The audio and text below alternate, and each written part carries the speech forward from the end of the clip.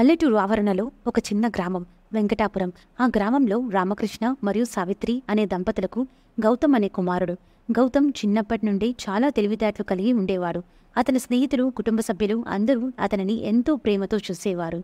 గౌతమ్ 12వ తరగతి పూర్తి చేసి ఉన్నత విద్య కోసం నగరానికి వెళ్ళాడు. అక్కడ అతను మేఘన అనే అమ్మాయిని కలిశాడు. మేఘన కూడా ఆత్మవిశ్వాసం, పట్టుదలతో ఉన్న యువతి. ఇద్దరి మధ్య క్రమంగా స్నేహం ఏర్పడింది. అది ప్రేమగా మారింది. మేఘన గౌతమ్కి ఎన్నోసార్లు సహాయం చేసింది. అతని చదువులో, అతని భావాలలో మార్పు తీసుకురావడానికి ప్రయత్నించింది. గౌతమ్ కూడా మేఘనను ఎంతో ప్రేమించాడు. ఒకరోజు గౌతమ్ తండ్రి రామకృష్ణ అనారోగ్యంతో పడిపోయాడు. గౌతమ్ చదువులు మధ్యలోనే ఆపివేసి ఇంటికి తిరిగి రావాల్సి వచ్చింది. తన తండ్రి ఆరోగ్యం క్షీణిస్తుండడంతో గౌతమ్కి బాగా బాధ అనిపించింది. ఆ సమయంలో మేఘన కూడా తన కుటుంబంతో కలిసి గ్రామానికి వెళ్ళి గౌతమ్కి సహాయం చేసింది. ఆమె తన కాలేజ్ ఫ్రెండ్స్తో కలిసి రామకృష్ణకి వైద్య సహాయం అందించడానికి కృషి చేసింది. రామకృష్ణ ఆరోగ్యం క్రమంగా మెరుగుపడింది. గౌతమ్ తన తండ్రి ఆరోగ్యం మెరుగుపడిన తర్వాత తిరిగి నగరానికి వచ్చి చదువుల్ని కొనసాగించాడు. గౌతమ్ తన డిగ్రీ పూర్తి చేసి ఒక మంచి ఉద్యోగం పొందాడు.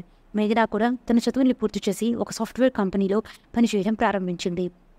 ఒకరోజు గౌతమ్ మేఘనాను కలిసి తన ప్రేమను వ్యక్తం చేశాడు. మేఘన, నీ సహాయం లేకపోతే నేను నా కుటుంబాన్ని, నా లక్ష్యాన్ని సాధించలేను. నువ్వు నాకు ప్రేరణ, నీవు నాకు ఆశ్రయం.